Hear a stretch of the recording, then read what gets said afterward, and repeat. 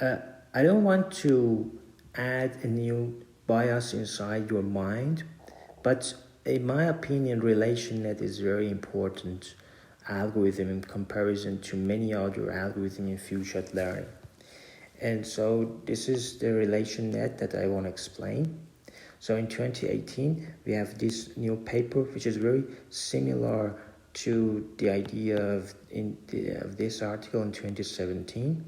And so the idea is that during method learning, it learns to learn a deep distance metric to compare a small number of images within episodes, and each of which is designed to simulate the few-shot setting.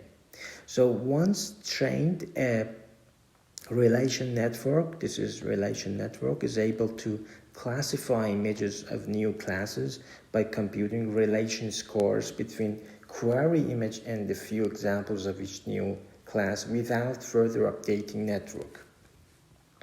So we aim to learn a transferable deep metric for comparing the relation between images or between images and class description. For example, in zero-shot learning, we have the description of an unlabeled, unseen label. For example, in biomedical texts. And so here is just embedding model and the relation model. Embedding model, we embed everything, even the query, we embed everything, even this query. But in relation model, we say that this is the embedding of the query, and we want to compare it. This is a technique this is a kind of paradigm that we use in many problems in machine learning. We compare it.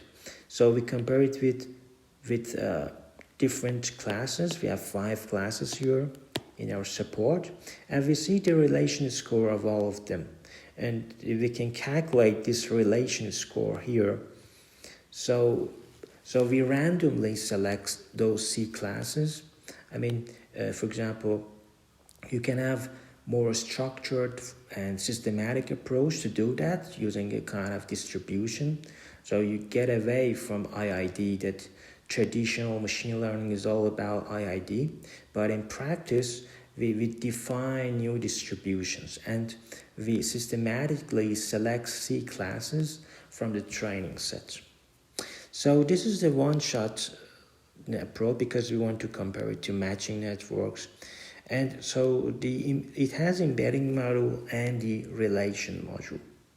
And the objective is really interesting because if you write what you want to do for saying that we know the goal answer, it seems like you are doing a kind of regression. So we can do this loss as well. So until here, we are at this stage. We are calculating. Here are the convolutional neural networks, some convolutional blocks stacked together.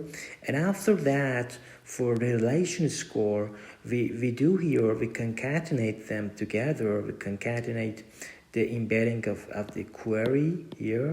We concatenate it with the embedding of all the things that we have in the support. For example, here we have 5 images. So here we have 5. But after concatenation, we give it to this G function, and it gives you the relation score. And as I said several times, Omniglot is so easy. The state-of-the-art accuracy is more than 99%. But mini ImageNet is hard. State-of-the-art in the world is 50%, which is very low. And of course, there are other datasets as well that are even harder than that in biology.